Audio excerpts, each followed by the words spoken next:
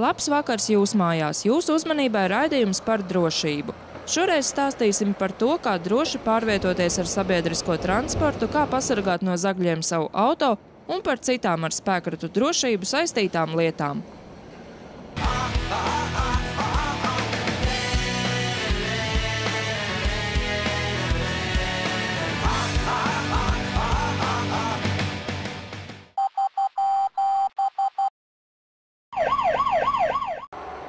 Sabiedriskā transporta klāsts Liepājā ir visai plašs – autobusi, tramvajs, mikroautobusi, taksometri. Ar tiem brauc daudzi un dažādi cilvēki, arī tādi, no kuriem vajadzētu uzmanīties. Uzmanīgiem jābūt jau sabiedriskā transporta pieturvietās, jo īpaši stacijās un autoostās, kur bieži sastopami ubagi, zagļi, alkoholiķi un citi tā sauktie nelabvēlīgie tipi.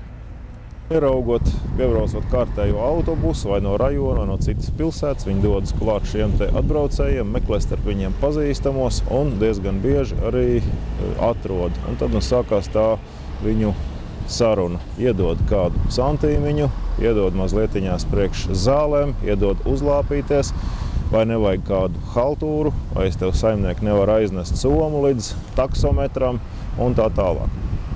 Šajā gadījumā savus mantas uzmanīsim īpaši vērīgi, nolikuši viņas zemē, neatstāsim ne uz vienu brīdi. Ja ir iespējams somas cilpu turēt sev ap roku, noteikti to darīsim. Nekādā gadījumā neatiesim no savām mantām, pat tad, ja kāds mūs ļoti ieinteresēti aicinās mazliet tālāk kaut ko apskatīt, kaut ko aplūkot, kaut ko nopirkt vai kaut ko mums piedāvās. Braucot sabiedriskajā transportā, jāatceras, ka drošākās vietas šeit ir tās, kas atrodas vistuvāk vadītāja kabīnei.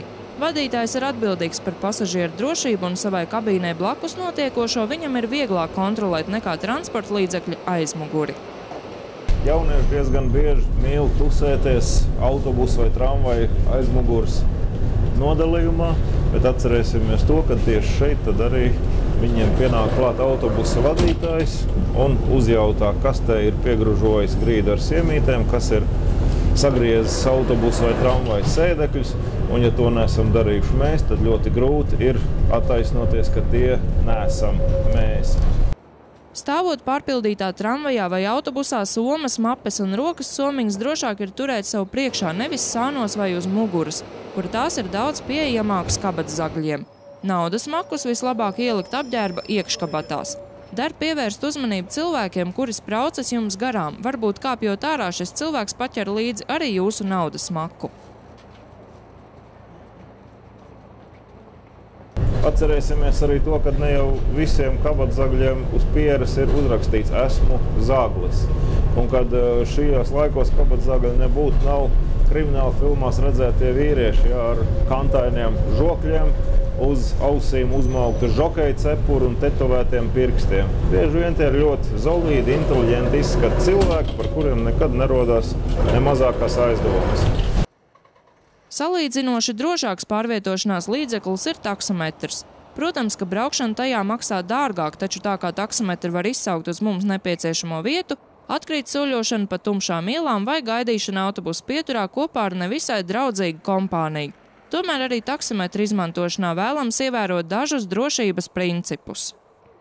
Izvēlēsimies licencētu taksometru firmu, izvēlēsimies taksometru firmu, kurai piezvanot mēs vispirms savu pasūtījumu nododam dispečeram, kurš fiksē mūsu pasūtījumu, un līdz ar to šīs licencētās taksometru firmas šofers un arī vadība uzņemas par mums pilnu atbildību, kas nekādā gadījumā nevarētu būt tad, ja mēs braucam ar kādu kreiso mašīnu.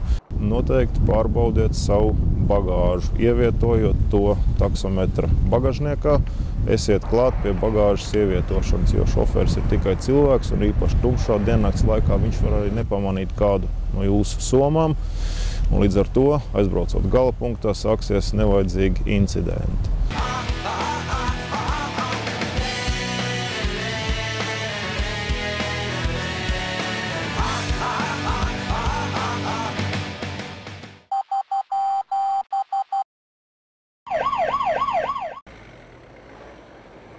Bet tagad parunāsim par mūsu personisko transportu, mūsu automašīnām.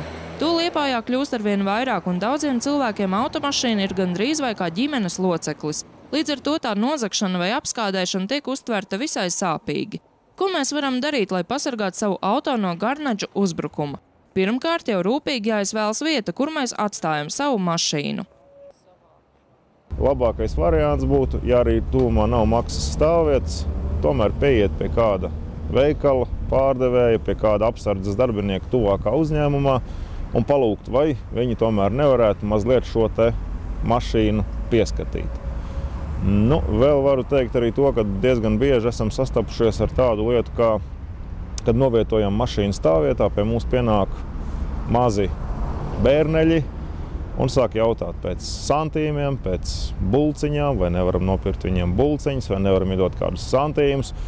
Un ja šajā gadījumā mēs būsim izteikti rupi pret viņiem, ņirdzīgi, sāksim tur paaugstinātā tonī viņus mācīt, aizrādīt, norādīt, draudēt ar policiju, var gadīties, ka šie bērneļi tomēr paliek atriebīgi un mūsu mašīnai nodara kādu bojājumu, kuru pēc tam pierādīt praktiski nav iespējams. Varbūt labāk šajā gadījumā iedot kādus 10-15 santīmus, kā ieteikumu var jums teikt, ja? Un palūgt, lai jaunais cilvēks pieskata mašīnu. Diezgan riskanti ir atstāt automašīnā redzamā vietā somas, mobīlos telefons un citas vērtīgas mantas, ko var pamanīt un iekārot kāds zaglis, kurš šo mantu dēļ vien varētu ķerties pie jūsu auto uzlaušanas.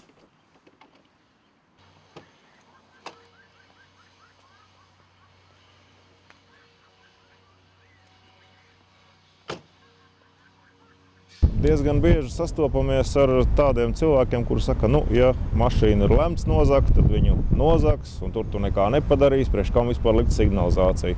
Gribu teikt to, jebkurš zaglis izvērtē, vai mašīnai ir signalizācija vai nav. Vai viņai ir marķētas detaļas, piemēram, stikli vai nav. Tātad labāk būtu mašīnu tomēr aprīkot ar signalizāciju, papildus vēl ar dažiem specifiskiem slēdžiem, par kur esamību zina tikai jūs. Un tādā gadījumā uzskat to, ka jūs būsiet priekš savas mašīnas darījuši visu iespējamo, ko jūs varētu darīt, lai nodrošinātu viņas drošību. Ja tomēr esam novietojuši savu auto kādā tumšā nomaļā vietā, tad atgriežoties pie tā der paskatīties, vai turpat negrozās kāds aizdomīgs cilvēks, kurš mums varētu uzbrukt. Ja tas notiek, jāzina, kā pretoties. Pirmkārt, ir jākliedz, jāsaceļ troksnis, kas varētu piesaistīt citu cilvēku uzmanību. Ja uzbrukums notiek, kad jau sēžam mašīnā, jācenšas no iekšpuses noslēgt automašīnas durvis. Pēc iespējas ātrāk jācenšas aizbraukt no notikuma vietas. Ja uzbrucējs stājas ceļā jūsu automašīnai, neapstājieties, bet lēni un droši brauciet viņam virsū. Tādā veidā jūs šo cilvēku nesabrauksiet, taču skaidri liksiet saprast, ka tas var notikt, ja viņš jums nedos ceļu un nepaies malā. Runājot par tādu lietu, mūsu bērns un mūsu mašīna, jo reizēm ir bijuši gadījumi, kad staigājot pa lielveikaliem Liepājā vai kādā citā pilsētā, reizēm gadās tā sauktais paudžu konflikts, kad mazais bērns sāk teikt, vai kā man viss ir apnicis, kā es esmu noguris, un mēs sakam ņem mašīnas atslēgas, ej uz mašīnu, klausies mūziku un gaidi mūsu vecākus. Ja? Šajā gadījumā to gan nevajadzētu darīt, jo mazs bērns ar automašīnas atslēgu rokās ir diezgan vilinošs priekš zagļiem vai citiem ļauniem cilvēkiem. Ne jau vienmēr ir vajadzīga tikai šī te mašīna. Ir vajadzīgi produkti, kuri atrodas mašīnas bagažniekā, jebkurus nes šis bērns uz automašīnu.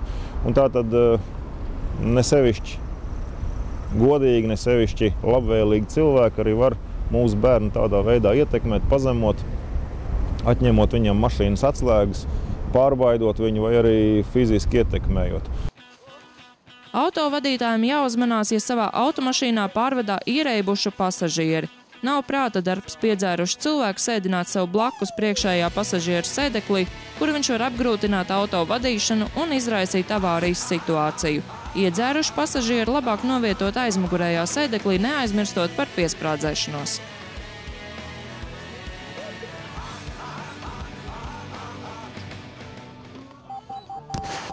uzņemot stopētājus, noteikti izvērtējam, kurā vietā mēs viņus uzņemam un kādi ir šie stopētāji. Ja vēlamies apstāties, pabraucam mazliet uz priekšu, 1,40 m, un paskatāmies, kas notiek. Ja sieviete, kur stāv un it kā ir ar lielu grūtnieces vēderu, pēkšņi sāk skriet un no pufaikas apakšas izvelkas pilheni jeb somu, ja?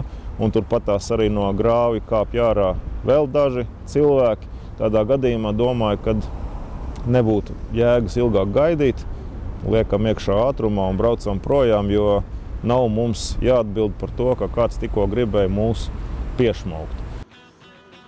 Ja ar automašīnu esam iesprūduši satiksmes sastrēgumā vai vienkārši stāvam krustojumā pie sarkanās gaismas signāla, prātīgāk ir automašīnas durvis turēt noslēgtas. Citādi var gadīties, ka kāds ļaundars atrauj vaļā jūsu auto durvis un labākajā gadījumā nozog kādu mantu, sliktākajā atstāja jūs bez auto. Un raidījuma nobeigumā gribētos likt visiem aiz auss. Neviena manta, pat jūsu auto, nav vērtīgāks par jūsu veselību un dzīvību.